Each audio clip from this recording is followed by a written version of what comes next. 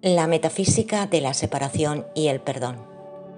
Extractos del taller celebrado en la Fundación para un Curso de Milagros en Roscoe, Nueva York, por Kenneth Wapnick. Parte 5. Conclusión. Permítanme concluir leyendo un pasaje de ¿Qué es el perdón?, en el libro de ejercicios. Es un resumen de todo lo que hemos hablado. La idea es que no tengo que hacer nada. No tengo que cambiar lo que está pasando en el mundo. No tengo que cambiar lo que está pasando en mi mente. Solo tengo que mirar sin juzgar, con Jesús o el Espíritu Santo a mi lado, lo que creo que hice y darme cuenta de lo que me está costando. Al aprender que no tengo que sentirme culpable por todos mis pensamientos prejuiciosos, en realidad estoy aprendiendo que no tengo que sentirme culpable por lo que le hice a Dios. Un último punto antes de leer este pasaje.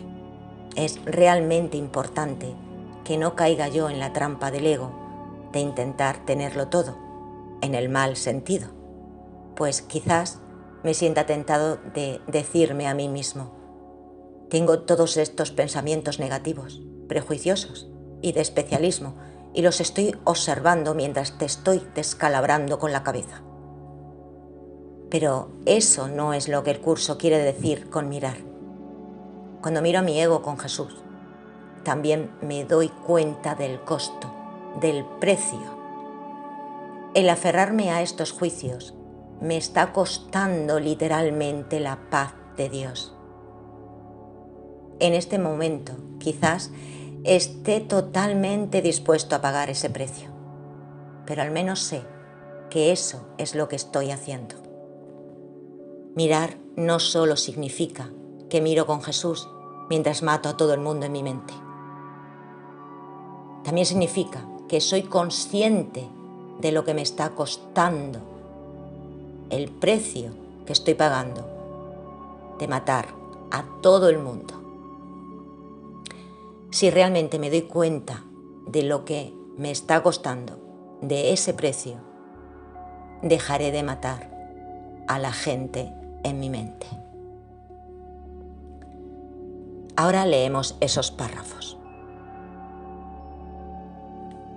El perdón reconoce que lo que pensaste que tu hermano te había hecho, en realidad nunca ocurrió. El perdón no perdona pecados, otorgándoles así realidad. Sencillamente ve que no se cometió pecado alguno. Y desde este punto de vista, todos tus pecados quedan perdonados. ¿Qué es el pecado sino una idea falsa acerca del Hijo de Dios?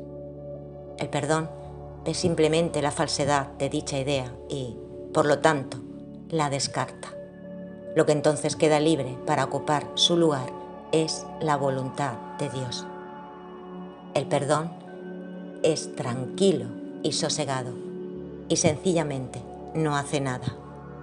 No ofende ningún aspecto de la realidad ni busca tergiversarla para que adquiera apariencias que a él le gusten. Simplemente observa, espera y no juzga. El que no perdona se ve obligado a juzgar, pues tiene que justificar el no haber perdonado. Pero aquel que ha de perdonarse a sí mismo debe aprender a darle la bienvenida a la verdad exactamente como ésta es. No hagas nada, pues, y deja que el perdón te muestre lo que debes hacer por medio de aquel que es tu guía, tu salvador y protector, quien, lleno de esperanza, está seguro de que finalmente triunfarás.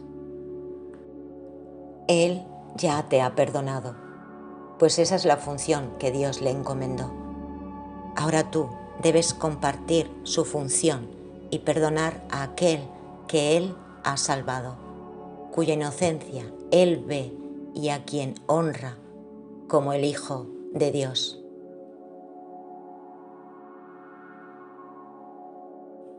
Preguntas y comentarios extraídos del taller. Pregunta: Me interesa saber qué es lo que enciende o acciona al ego, aunque no equivale eso a preguntar cómo pudo haber ocurrido la diminuta idea loca. Kenneth, no del todo. Esta pregunta tiene una respuesta. El tomador de decisiones es lo que enciende o acciona al ego. El ego en sí no tiene ningún poder, por muy poderoso que parezca. Y ciertamente todos experimentamos un gran poder aquí en lo que se refiere a nuestros pensamientos y sentimientos. Pero lo que da poder al sistema de pensamiento del ego no es el ego mismo, es el poder de la mente para elegir. Esa es la fuente de su poder.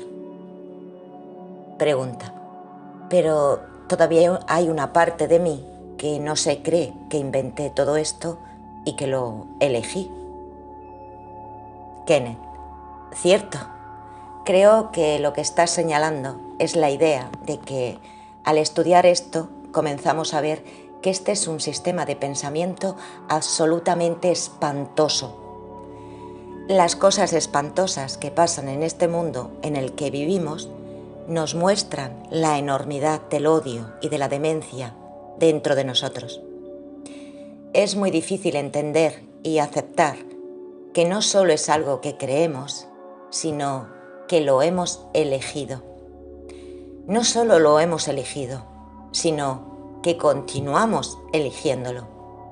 No es que lo haya elegido una vez en el pasado, lo estoy eligiendo ahora mismo. Uno de los valores reales del curso, uno que al principio quizás parezca un tanto cuestionable, pero al final resulta muy sanador, es que nos ayuda a destapar la masa bullente del odio, el odio que llevamos dentro hacia nosotros mismos, y que el mundo entero fue fabricado para enmascararlo. Leemos constantemente sobre el dolor y el sufrimiento en el mundo. En África, por ejemplo, o en Rusia, en nuestro propio país o en cualquier parte del mundo.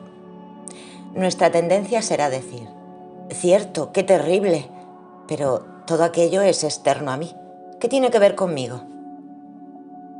Si me molesto por algo en el mundo, no solo si lo veo objetivamente, debe ser porque lo estoy viendo primero en mí mismo. Pero no quiero verlo en mi mente, así que lo proyecto para verlo fuera de mí. Esta dinámica básica continúa todo el tiempo con nosotros. Algo en nuestras mentes es tan horrible, el terrible sentimiento de culpa y odio hacia nosotros mismos y el terror de ser aniquilados por ello, que elegimos no mirarlo. Lo proyectamos y entonces lidiamos con el asunto como si fuera algo externo a nosotros, como si no fuese nosotros. Esa es la importancia de esta dinámica de división. No quiero ver algo en mí mismo, así que me divido en dos. La parte que no quiero ver en mí ahora se ve externo a mí, de modo que no soy yo. Está fuera de mí y lidio con eso fuera de mí. Nunca tengo que lidiar con eso dentro de mí porque ni siquiera sé que está en mí. El curso nos ayuda, a través del milagro, a comenzar a borrar el velo, ver en el dibujo. Pero el milagro no lo borra todo de una vez, lo hace poco a poco. Este proceso es lento porque, conforme se va borrando el velo, me voy dando cuenta por medio del milagro que el problema no está fuera de mí, está dentro de mí. Entonces, como la mayoría de los estudiantes informan después de trabajar algún tiempo con el curso, las cosas parecen empeorar. Parece que se sienten mucho más ansiosos o atemorizados o mucho más enfermos o más en conflicto de lo que nunca habían estado en sus vidas. Pero no es que nunca hayan estado tan ansiosos o atemorizados, etc. Simplemente no tenían conciencia de ello. En un pasaje hacia el final del capítulo 27, Jesús habla de cómo pudimos nombrar tantas cosas diferentes como causas de nuestro dolor, pero ni una sola vez pensamos que la causa fuera nuestra culpa. Lo hace en el capítulo 27, subcapítulo 5, párrafo 7.4. Somos muy buenos para investigar las causas de todos nuestros problemas, todo el dolor, toda la desesperación, toda la incomodidad. Lo hacemos como individuos y a lo largo de la historia muchas personas brillantes nos han dicho las causas de nuestros problemas desde un nivel médico, desde un nivel político, desde un nivel económico, desde un nivel social, etc. Pero ni una sola vez hemos considerado que la causa de todos nuestros problemas es nuestra culpa. Hemos vivido nuestras vidas negando todo este dolor, sin querer considerar lo nuestro. Incluso cuando comenzamos a sentir algo, lo atribuimos a algo fuera de nosotros. Entonces Jesús en el curso nos dice que la causa de todos nuestros problemas no está fuera de nosotros. De hecho, la causa de todos los problemas del mundo reside en este punto azul, el poder de nuestras mentes para elegir al ego en lugar del Espíritu Santo. Ese es el problema. Una vez que aceptamos eso, nunca más podemos creer que estamos a merced de fuerzas más allá de nuestro control. Capítulo 19, subcapítulo 4, D, párrafo 7.4. Pero todos creemos que lo estamos. En un pasaje de Las leyes del caos, tras describir con cierto detalle las 5 leyes horribles, que son claramente dementes y asesinas, representan no solo lo que creemos que transcurre entre nosotros y Dios, sino también lo que creemos que transcurre entre nosotros mismos y los demás. Jesús dice, en esencia, que parecería imposible que creyéramos en estas leyes dementes. Luego dice, hermano, ¿crees en ellas? Capítulo 23, subcapítulo 2, párrafo 18.3. La prueba de que creemos en ellas es que estamos aquí. Nadie en su sano juicio vendría aquí. Es muy importante recordar eso. Nadie en su mente correcta podría venir a este mundo, a menos, claro está, que el amor le guiara a hacerlo. Este mundo no es donde estamos, ni donde debemos estar, y ciertamente no es un lugar que nos pueda hacer felices. El cielo es donde estamos y donde debemos estar, totalmente unidos con Dios. El hecho de que nos identifiquemos con estar aquí no es un pecado, pero ciertamente es un gran error. El hecho de que nos identifiquemos con nuestros yoes físicos y psicológicos, que nos preocupe lo que otros yoes físicos y psicológicos hagan con nosotros, es una prueba de que creemos en todo esto. Recuerda, lo que nos arraiga en este mundo es nuestro miedo a la culpa en nuestras mentes.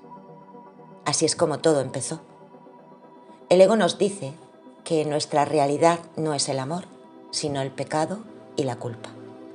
Nos dice que la forma de escapar del pecado y la culpa es dividiéndola y proyectándola sobre Dios para que Él se convierta en quien nos castigará. Esta es la tercera división. Entonces el ego dice, pero como eso es muy terrible y no tiene salida, necesitamos otra división. Ahora nuestra atención se arraiga en un mundo que literalmente creemos que está fuera de nuestras mentes. Creemos que nuestra identidad está en un cuerpo. Literalmente creemos que ese es quien somos. Por lo tanto, según el ego, nunca tendremos que lidiar con el campo de batalla en nuestras mentes. Ese es el pegamento que nos adhiere continuamente al mundo y a todo nuestro especialismo. Por eso no queremos soltar nuestro especialismo. Por eso las personas pueden leer este curso una y otra vez año tras año y literalmente no ver lo que dice del ego. Muchos estudiantes solo quieren ver las partes encantadoras y amorosas del curso que hablan de felicidad y de la paz y la dicha, y no prestan atención a todas las partes que se refieren al especialismo, porque es muy doloroso enfrentar lo que se suscita. Despierta un recuerdo de lo que tenemos en nuestras mentes, que es lo que hemos tratado de eludir. Ese es el propósito del mundo.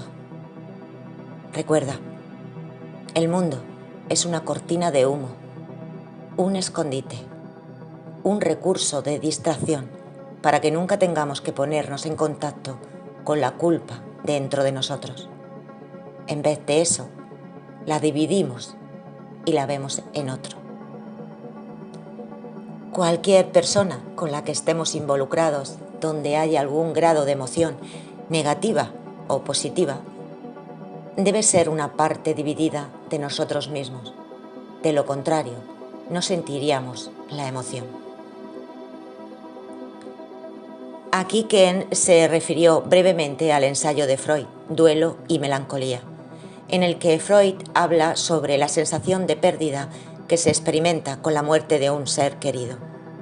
Ken concluyó afirmando que cuando sabemos que el amor de Dios está dentro de nosotros, también sabemos que el ser querido es parte de nosotros y que nada de lo que sucede en un plano físico puede alterar eso, porque sabemos que no está sucediendo nada, porque todos somos uno. Kenneth luego continuó: cuando eso se convierte en nuestra única visión y comprensión, hemos alcanzado lo que el curso llama el mundo real. El tomador de decisiones elige al Espíritu Santo de una vez por todas y deja de ser un tomador de decisiones porque el ego se disipa y desaparece. En ese momento sé que todos los hijos de Dios, aparentemente separados, son uno. Entonces, mi experiencia es que todos los fragmentos aparentes forman parte del todo y que yo formo parte de ese todo. No es que los demás formen parte de mí, como mi identidad, sino que todos formamos parte de un todo más grande. Así que no puede haber ninguna experiencia de pérdida. Eso es, en esencia, lo que Jesús enseñó desde la cruz. Literalmente no pasó nada. Las personas que lloraron su muerte fueron quienes se identificaban con su cuerpo. Era obvio que lo hicieran y sentían que el amor de Él los salvaría. Entonces Él desapareció, murió, y creyeron que el amor murió y que con Jesús murió la salvación. Mas todo el mensaje que Jesús estaba enseñando era que el amor que la gente sentía en Él era un reflejo del amor que estaba en ellos, y que si de verdad pudieran entenderlo, se darían cuenta de que ellos y Jesús eran uno mismo, compartían el mismo ser amoroso, lo que significa que no podría haber una experiencia de pérdida. Por supuesto, Jesús realmente nos estaba enseñando, dentro del simbolismo de nuestro sueño, que eso es exactamente lo que creímos que sucedió con Dios. Creímos que nos dividimos de Dios. Creímos que hubo una sensación de pérdida y entonces inventamos todo el cuento de que Dios estaba enojado con nosotros y quería castigarnos, etc.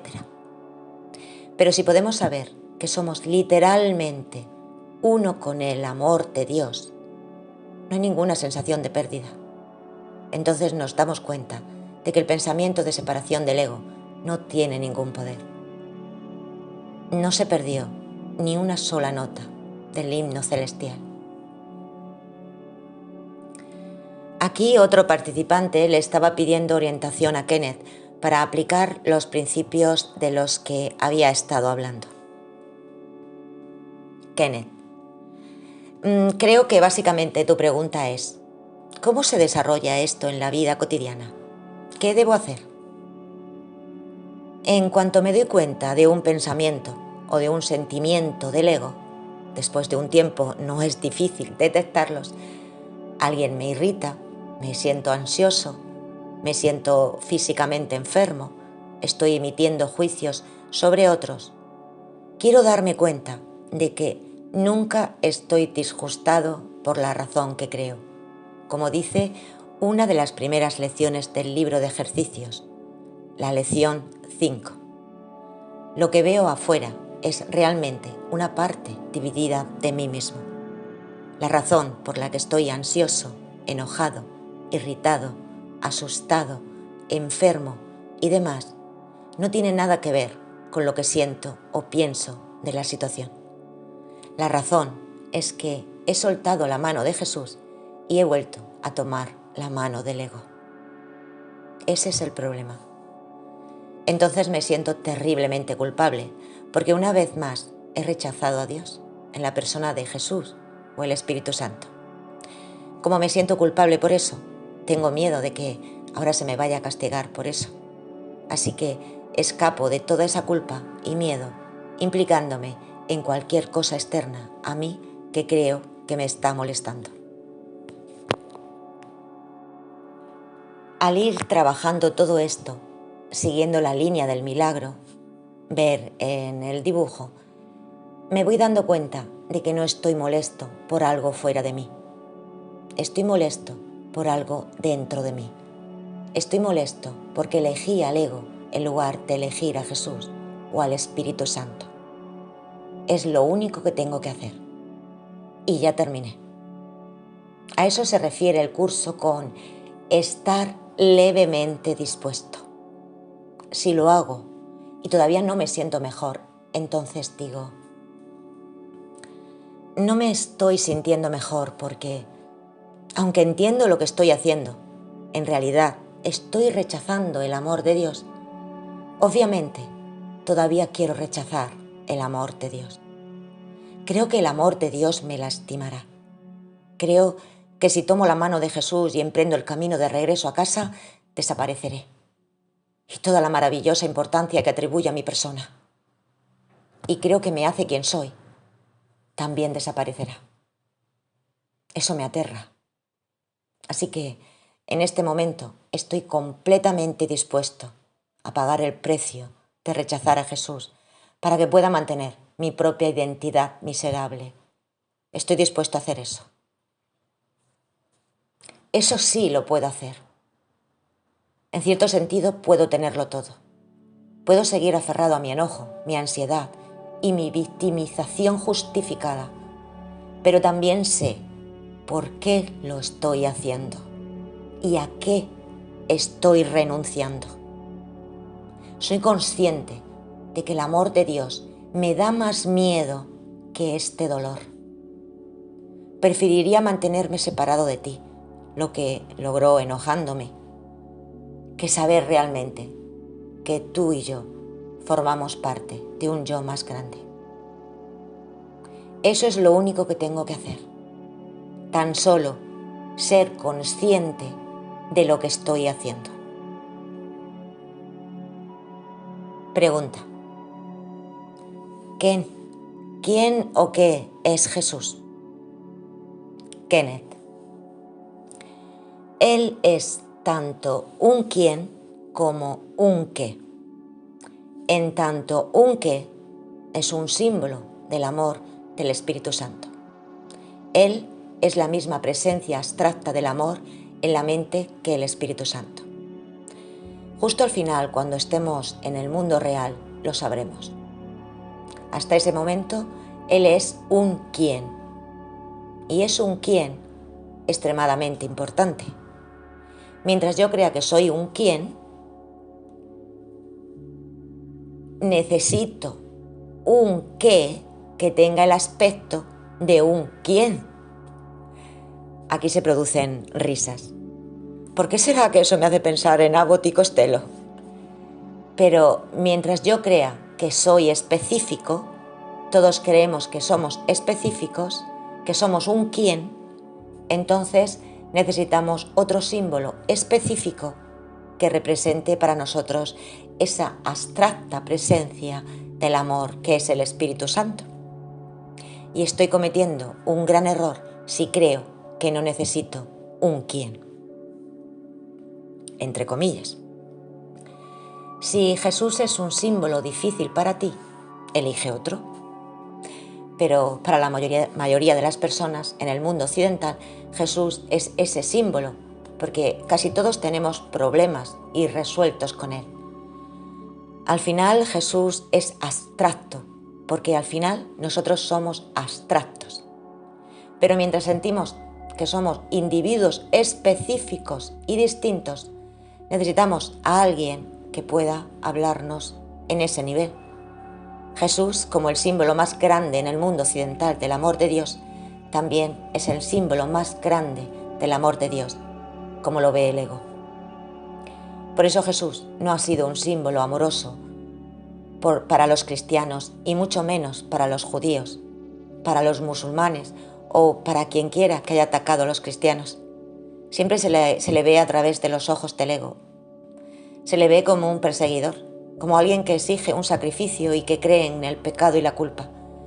Debe creer en el sacrificio y en la muerte porque eso es lo que el mundo ha hecho de él. Jesús se ha convertido en un símbolo del Dios del ego. Pero Jesús también es un símbolo del verdadero Dios. Nuestras reacciones a él son un producto de la misma mente dividida que afecta la manera en que vemos a todos los demás. Al final, cuando estemos en el mundo real, nos daremos cuenta de que no existimos como individuos separados, como tampoco Jesús existe como individuo separado. Pero mientras estemos aquí en el sueño, como todos lo estamos, Él es extremadamente importante como una presencia fuera de nuestra personalidad, que podrá representarnos a nosotros mismos hasta que podamos recordar nuestra identidad. Pregunta: ¿pero invalidaría el curso que yo eligiera utilizar a Buda, a Krishna, a Mahoma o a quien sea como este símbolo? Kenneth: no. En realidad, nada puede invalidar este libro. Ese es el problema. Sin embargo, si elijo a Mahoma, a Krishna, a Buda o incluso a Perico de los Palotes, por tenerle miedo a Jesús o sentirme culpable con respecto a mi relación con él, ese es un problema que tendré que enfrentar en algún momento. Por eso la presencia de Jesús en el curso siempre ha sido evidente. La misma enseñanza podría haber llegado sin hablar de Jesús en absoluto. Todo este proceso que he descrito podría presentarse en el curso sin referirse a Jesús. No fue necesario que él hablara en primera persona. El hecho de que lo hizo, de que utiliza la terminología cristiana, de que habla de su propia muerte y nos la reinterpreta, es una forma de decirle al mundo, como dice en el capítulo 19, que él necesita que lo perdonemos. Exactamente el capítulo 19, subcapítulo 4b, párrafo 6.8. No necesita que lo perdonemos por amor de él. Necesita que lo perdonemos porque no puede ayudarnos si seguimos rechazándolo. Así que, antes de elegir otro símbolo que no sea Jesús, primero debo ver por qué lo estoy haciendo. Siempre hay excepciones y no hay una manera correcta o equivocada de hacer el curso. Sin embargo, para casi todos los que crecimos en el mundo occidental como cristianos o como judíos, sería extremadamente difícil que no tuviéramos algunos problemas irresueltos con Jesús. Él es el símbolo más grande del amor de Dios que conocemos, lo que significa que el ego lo ha hecho su símbolo del amor de Dios. Pregunta: ¿es la crucifixión de Jesús un ejemplo de Dios como víctima? Kenneth: absolutamente. Su muerte es el gran ejemplo de eso. Entonces, todos los cristianos, sean conscientes de ello o no, deben creer que Él los está victimizando. Hay una estatua de Jesús en la cruz, un crucifijo, cerca de la entrada principal de un monasterio famoso, y al pie de la cruz hay una inscripción con las terribles palabras: esto es lo que hice por ti. ¿Qué has hecho tú por mí? ¿Cómo podrías amar a alguien así? Quien quiera que haya crecido en el mundo occidental debe creer que Jesús es un victimario. Hay una razón aún más profunda para esta percepción de Jesús, que no he tratado en este taller, pero lo haré brevemente ahora. El sistema de pensamiento del ego se basa en la idea de mata o te matarán, que equivale a decir es uno o el otro. Todo el sistema de pensamiento del ego descansa sobre la creencia de que somos diferentes. Así comienza el sistema de pensamiento del ego. Dios es diferente del Hijo. Recuerda dónde comenzamos. Dios y Cristo están totalmente unificados. No hay manera de que Dios pueda percibirse a sí mismo en relación con Cristo o que Cristo pueda percibirse a sí mismo en relación con Dios. No hay diferencia. Dentro del sueño, cuando hablamos del cielo, hablamos de una diferencia. Dios es el creador, Cristo es el creado. Pero en el cielo no hay una mente separada que vea de esa manera. Dios y Cristo no son diferentes. El sistema de pensamiento del ego comienza con diferencias. Cuando el sueño pareció comenzar y la diminuta idea loca pareció surgir en la mente del Hijo, de pronto Dios y el Hijo eran diferentes. Así que el Hijo dijo: somos diferentes. Dios tiene algo que yo no tengo. Por lo tanto, lo tomaré. Por supuesto, lo que Dios tenía era el poder para crear al Hijo. No era a la inversa. Así que el Hijo le robó a Dios el poder para crear y ahora Él lo tiene. El Hijo aún es diferente de Dios, pero ahora está arriba, como en el juego del sub y baja. Con la tercera división, en el que el yo pecador y culpable se divide en dos, observar en el dibujo, hay nuevas diferencias. Ya no soy el pecaminoso. Dios es el pecaminoso porque me va a atacar. El sistema de pensamiento del ego se basa en la creencia de las diferencias. En contraste, el sistema de pensamiento del Espíritu Santo, que es el reflejo del cielo, se basa en la creencia de que todos somos iguales. En el nivel del cuerpo y de la forma, claro que somos diferentes, pero esas diferencias no nos afectan en lo más mínimo. El sistema de pensamiento del ego afirma, y el mundo refleja este pensamiento, que si Dios lo tiene, yo no lo tengo. Pero si yo lo tengo, Él no lo tiene. Es uno o el otro. O soy el miserable pecador o Dios lo es. Por supuesto, es mucho más fácil exonerarme de mi responsabilidad proyectando el pecado sobre Dios. Una vez que hacemos eso, que es la tercera división, todo acaba proyectado sobre el mundo. Veo que todos los demás tienen algo que yo no tengo. ¿Y por qué lo tienen y yo no? Porque me lo quitaron y eso justifica que yo se los robe. Eso es realmente la simiente de las relaciones especiales. Volviendo a Jesús, si Jesús es el amor de Dios encarnado, obviamente yo no puedo serlo porque es uno o el otro. No puede ser que seamos iguales. Si somos iguales, el Espíritu Santo me está diciendo la verdad. Pero si Jesús es diferente a mí, mi ego está a salvo. Obviamente Jesús es la inocencia total, el amor total y la luz total. Entonces, ¿qué me deja eso? Como creo que soy la morada de la maldad, las tinieblas y el pecado, creo que soy este yo malvado y culpable y que Jesús es inocente, santo y amoroso. Al escuchar a mi ego, pregunto, ¿de dónde lo sacó él? ¿Cómo es que él es tan amoroso? ¿Cómo es que él es el favorito de Dios y yo no? Pues la respuesta es obvia. Me la robó. Tal como en la historia de Isaac y Jacob en la Biblia. Jacob engaña a su padre y le roba la primogenitura a Esaú. ¿De dónde sacó Jesús su amor e inocencia? Me lo robó. ¿Cómo sé que me lo robó? Porque creo secretamente que yo se lo robé. ¿Y por qué creo que se lo robé?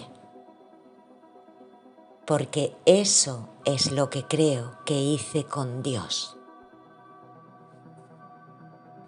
Siempre se remonta a esta idea metafísica subyacente con la que comencé este taller. Por eso siempre sentimos que estamos en guerra uno con otro. Creo secretamente que lo que tengo me lo robé, porque esa es la premisa básica del sistema de pensamiento del ego. El hecho mismo de que crea que existo como una entidad separada, y todos creemos que existimos como entidades separadas, es una prueba de que le robé a Dios el poder. La vida de esa entidad separada es una prueba de que le robé a Dios el poder. La vida de esa entidad separada. Si creo que la robé y me siento culpable por ello, ¿qué hago? Divido el pecado y la culpa. Eso hacen los egos.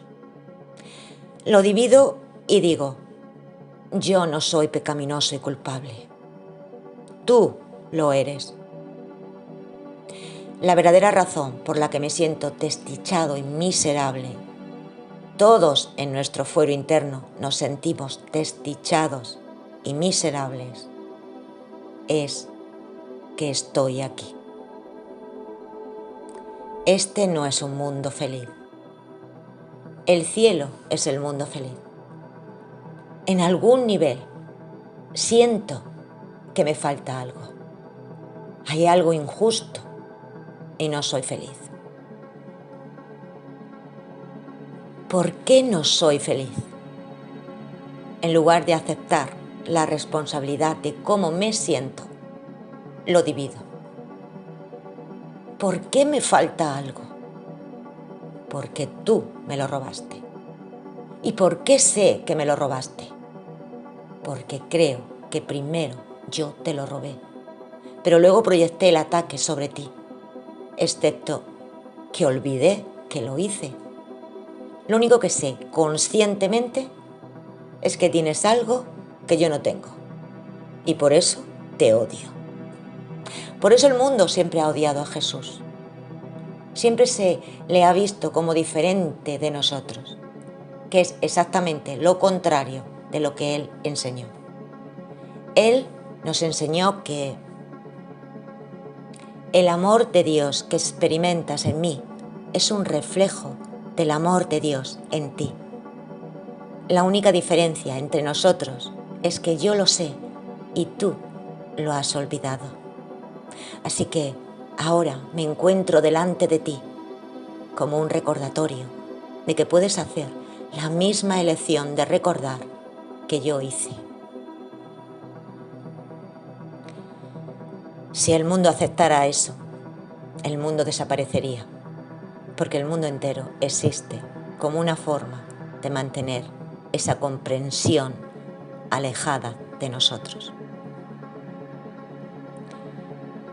Recuerden que el máximo temor original del ego es que el Hijo de Dios entre en razón, regrese a su mente correcta y elija al Espíritu Santo.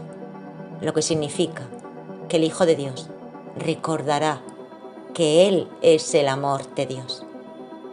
Por lo tanto, el ego ha inventado un cuento de pecado, culpa y miedo. Ha proyectado el pecado sobre un padre iracundo, a quien también ha inventado. Y entonces ha inventado un mundo en el que se representa una y otra vez el pecado, la culpa y el miedo. Y llega Jesús y dice: todo esto es una tontería, es puro cuento. No tienes que luchar contra el amor de Dios, eres el amor de Dios.